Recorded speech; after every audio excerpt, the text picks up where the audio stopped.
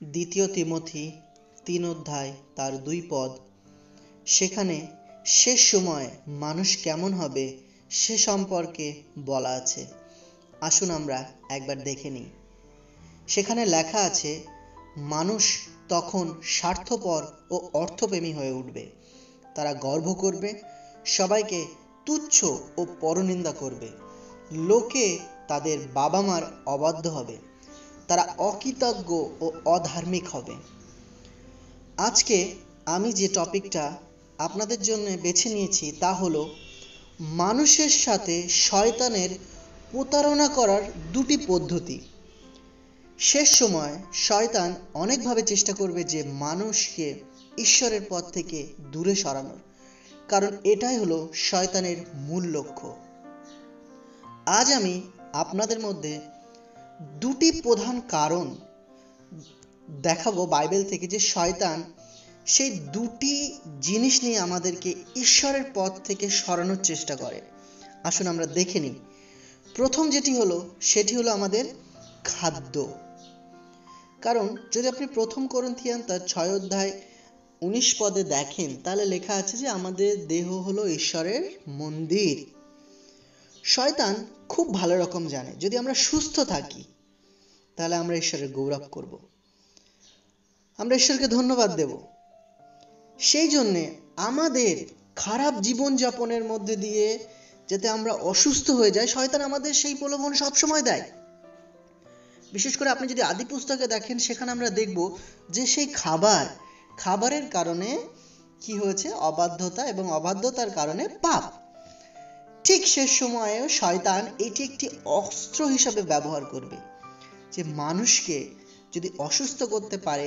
সে জানে এটাই একটি সহজ উপায় যেটা থেকে মানুষকে ঈশ্বরের কাছ থেকে দূরে সরাতে পারবে। তাই আমাদের খারাপ জীবনযাপন ঈশ্বরের কাছ থেকে আমাদেরকে দূরে সরায় এবং আমাদের জীবন দিয়ে আমরা ঈশ্বরের গৌরব করতে পারি না।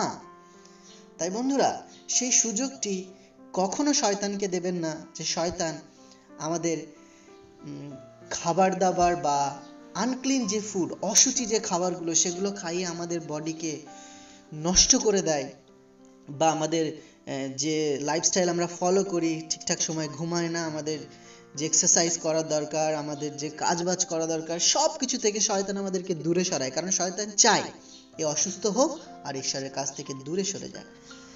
তো এটি সম্পূর্ণ আপনার হাতে। আপনি কি করবেন? আপনি কি চাইবেন যে আপনার জীবনটিকে, আপনার লাইফটিকে আপনি শয়তানের কাছে দেবেন নাকি ঈশ্বরের কাছে দেবেন? তো শয়তান যে প্রথম অস্ত্রটি ব্যবহার করে তা হলো আমাদের খাদ্য। আমাদের খাদ্য দিয়ে শয়তান আমাদেরকে আঘাত করার চেষ্টা করে এবং ঈশ্বরের পথ থেকে দূরে সরানোর চেষ্টা করে।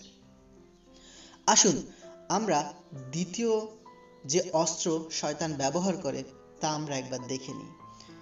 শয়তান সবসময় ঈশ্বরের লোকেদের ঈশ্বরের বাক্য দিয়ে তা ভুল ব্যাখ্যা করে ঈশ্বরের পথ থেকে দূরে সরানোর চেষ্টা করে।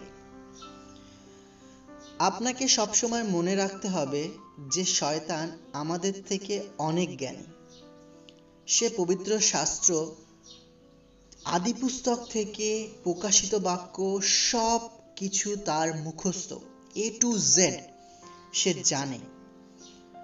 এবং সে ঈশ্বরের বাক্য দিয়ে প্রভু যিশুকেও সে প্রলোভনে ফেলার চেষ্টা করেছিল। যখন প্রভু যিশু ক্ষুধার্ত ছিল, তাকে বারবার প্রলোভনে ফেলার চেষ্টা করেছে এবং প্রভু যিশু ঈশ্বরের বাক্য দিয়ে তা থেকে বেরিয়ে এসেছে। বন্ধুরা, শেষ সময় আমরা দেখতে পাচ্ছি যে আমরা এখন এই শেষ সময়ে বাস করছি।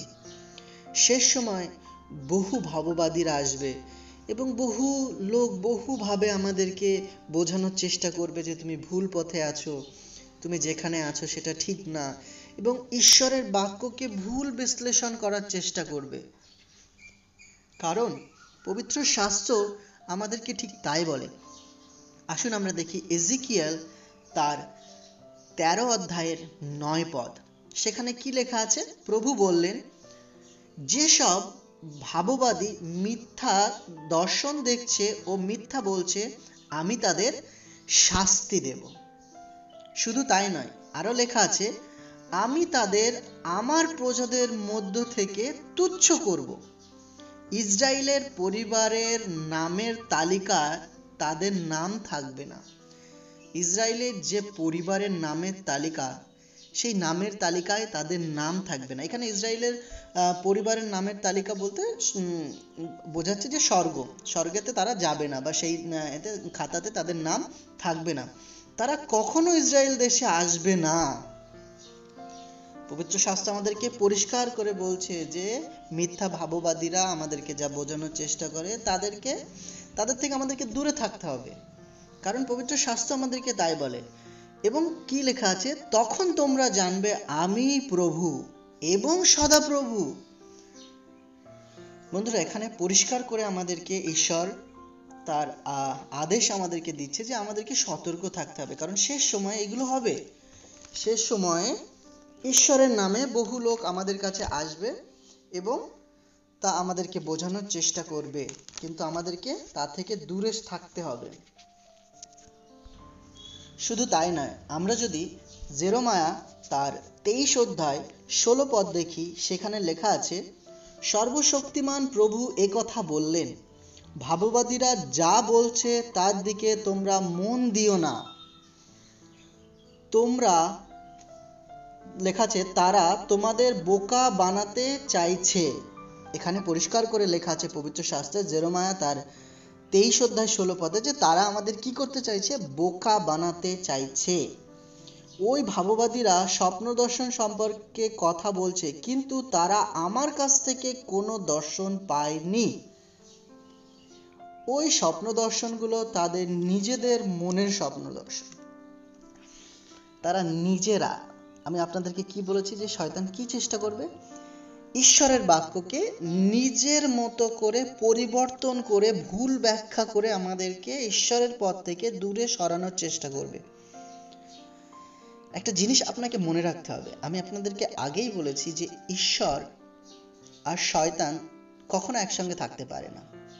আর শয়তানের কাজ হলো মানুষকে ঈশ্বরের পথ থেকে দূরে সরানোর। তাই সে যে কোনো উপায়ে, তার একটি কাজ, সেটি হলো মানুষকে ভুল পথে নিয়ে যাওয়া এবং ঈশ্বরের পথ থেকে দূরে রাখা। আরো একটি জিনিস মনে রাখতে হবে যে সব মিরাক্কেল যে কাজগুলো হয়, সব কিন্তু ঈশ্বরের কাছ থেকে আসে না। কখনো কখনো শয়তানের কাছ থেকেও আসে, কারণ শয়তানও অনেক শক্তিশালী।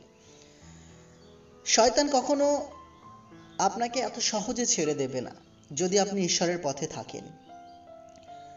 আপনি দিনে 10 বার বাইবেল পড়তে পারেন, 10 বার বাইবেলের ভার্স মুখস্থ করতে পারেন, শয়তান কিছু মনে করবে না। যত সময় সেই বাক্যের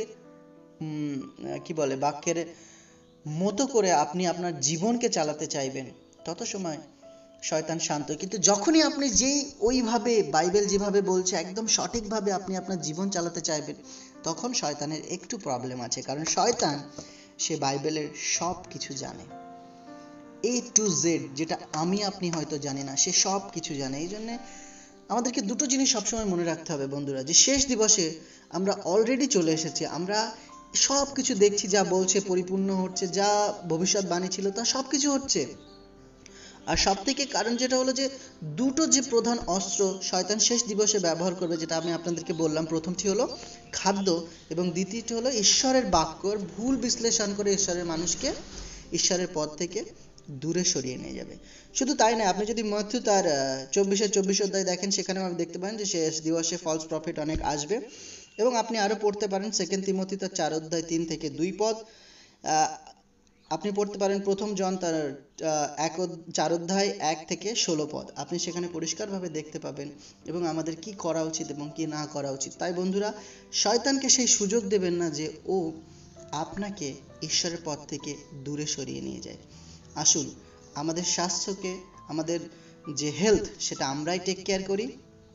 আর পবিত্র শাস্ত্র ঈশ্বরের কাছে প্রার্থনা করুন যাতে ঈশ্বর আপনাকে সদা সর্বদা তার পবিত্র আত্মা দিয়ে সঠিক পথে আপনাকে চালায়। ঈশ্বর তার বাক্যের প্রতি আশীর্বাদ করুক।